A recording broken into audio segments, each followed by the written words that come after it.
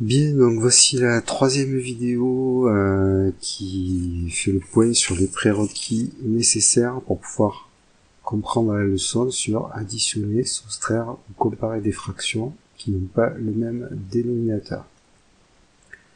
Donc ce tuto peut également servir pour les sixièmes et les cinquièmes qui souhaitent aller un petit peu plus loin sur leur compréhension de la notion de multiple d'un nombre. Donc dans le premier tuto, on a rappelé ce que ça voulait dire multiple et diviseur, et comment savoir si un nombre était multiple ou un diviseur d'un autre nombre. Dans la deuxième vidéo, on a vu comment passer d'une écriture fractionnaire à une autre, soit pour simplifier, soit éventuellement pour écrire deux fractions avec un même dénominateur. Et donc dans ce tuto, nous allons voir un petit peu comment trouver tous les multiples d'un nombre et ensuite comment trouver un multiple commun à deux nombres.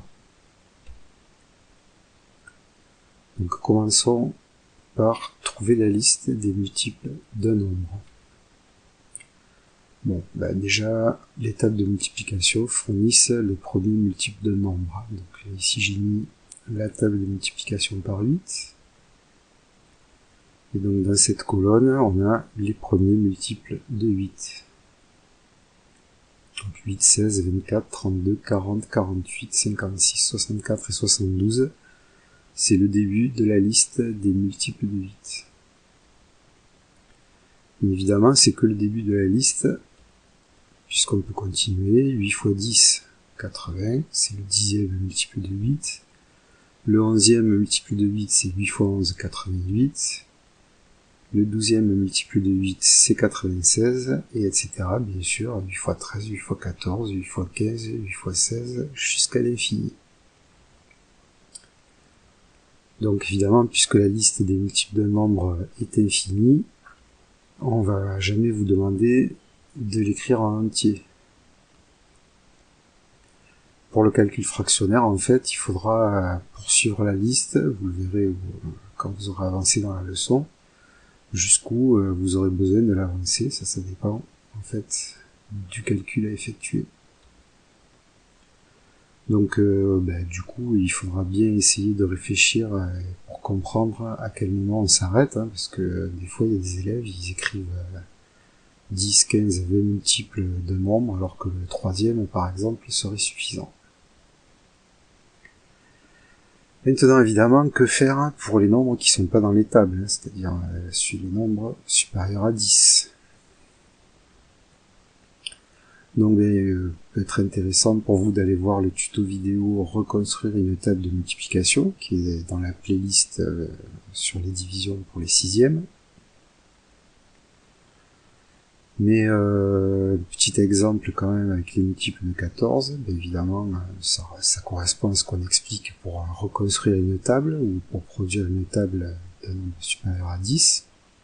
On commence par 14 fois 1 égale 14. 14 fois 2, ça veut dire 14 plus 14, donc j'additionne 14, je trouve 28. Pour trouver 14 fois 3, il suffit de rajouter 28 à 14 fois 2.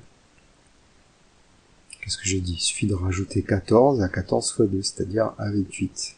Donc, on trouve 42, donc ça veut dire qu'en fait, on saute de multiple en multiple en additionnant 14 à chaque fois. Donc, je pars de 14 plus 14, 28, plus 14, 42, plus 14, 56, plus 14, 60. Et pim, il y a une erreur, c'est pas 60, évidemment, c'est 70. Donc ça va illustrer le fait que si on fait une erreur de calcul, évidemment tous les multiples qui suivront seront faux. Donc on va corriger l'erreur. Mais évidemment on continue ces principes, on ajoute 14 autant de fois que nécessaire. Donc voilà, sans erreur de calcul, 14, 28, 42 et 56. C'est pas bien difficile, hein. Si tu trouves ça difficile, c'est que tu as pas bien regardé. Tout le monde sait additionner. C'est pas difficile, mais ça prend un petit peu de temps. Voilà. Même s'il faut compter sur les doigts, on le fait. Donc c'est sûr que ça va être long. Mais difficile, non. Donc, pour trouver un multiple commun à deux nombres, on va avoir besoin d'avoir compris ce que je viens d'expliquer juste avant. Donc, supposons que je doive trouver des multiples communs à 8 et à 14.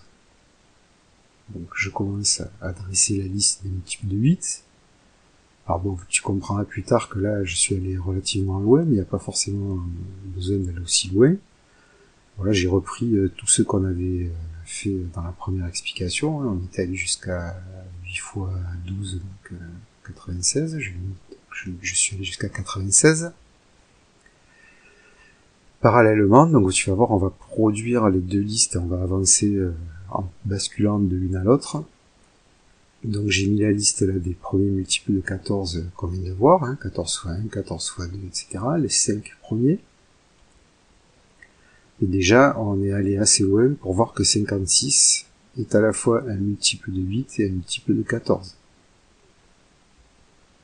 Donc, ben, on dira que c'est un multiple commun de 8 et 14. Évidemment, si on continue les deux listes, on va en trouver d'autres, hein, puisqu'il y a plusieurs multiples communs à deux nombres, toujours. Donc là, je poursuis la liste des multiples de 14. Bon, pour l'instant, je vois rien de commun dans les deux listes. Donc je poursuis ma liste. Là, je vois que la liste de 14, bon, je suis à 126, alors que je suis un peu en retard sur la liste des multiples de 8, je suis qu'à 96. Donc je continue la liste des multiples de 8. Et là, hop, j'arrive à 112, qui figure dans les deux listes, qui est donc aussi un multiple commun de 8 et 14.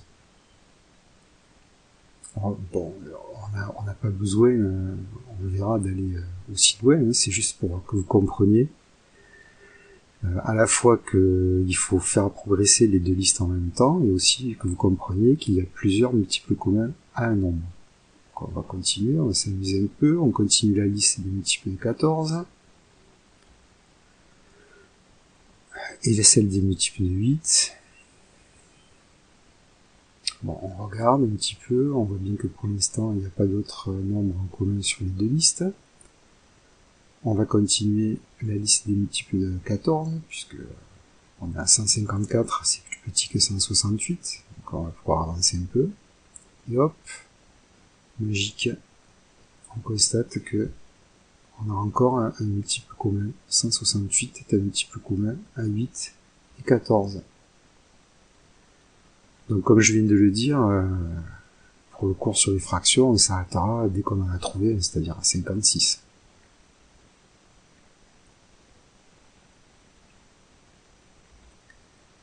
Donc ce premier nombre qui est dans les deux listes, en maths, on l'appelle le plus petit multiple commun de deux nombres. On appelle aussi ça le PPCM ou le PPMC. Donc on résume, hein, comment trouver le plus petit multiple commun de deux nombres. On dresse la liste des multiples de ces deux nombres, et on prend le plus petit nombre qui figure dans les deux listes. Alors si on fait maintenant le lien avec votre leçon sur les fractions, vous avez trois cas, donc K1, K2, K3, pour trouver le dénominateur commun quand on veut additionner, soustraire ou comparer des fractions. Alors ce cas qu'on vient d'expliquer, en fait, c'est ce qui est dans la leçon pour traiter le cas numéro 3. Donc c'est le cas le plus long.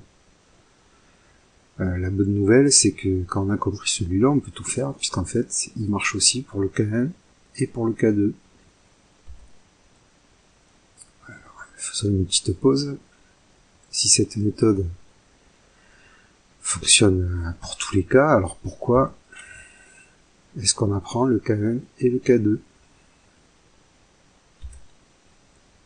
Bien, en fait, dans le K1 et dans le K2, en fait, si vous le lisez, que vous faites l'effort de le comprendre et de l'apprendre, vous verrez qu'en fait, on connaît quasi instantanément le dénominateur commun, sans avoir besoin de se farcir la liste des multiples. Parce que là, on voit que c'est déjà un petit peu long, mais imaginez avec, je sais pas, 39 et 48, vous imaginez la complexité des calculs pour écrire les deux listes.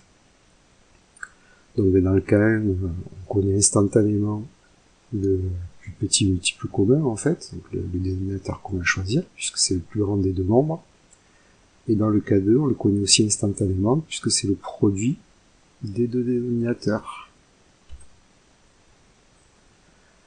Bon, pour employer quelque chose que vous avez déjà entendu dire plusieurs fois en classe, on pourrait dire que cette méthode, c'est la méthode bourrin. Alors, qu'est-ce qu'on appelle la méthode bourrin en maths? Il y a plusieurs expressions qu'utilisent les profs de maths. Donc, une des expressions souvent utilisées, c'est une mouche avec un bazooka.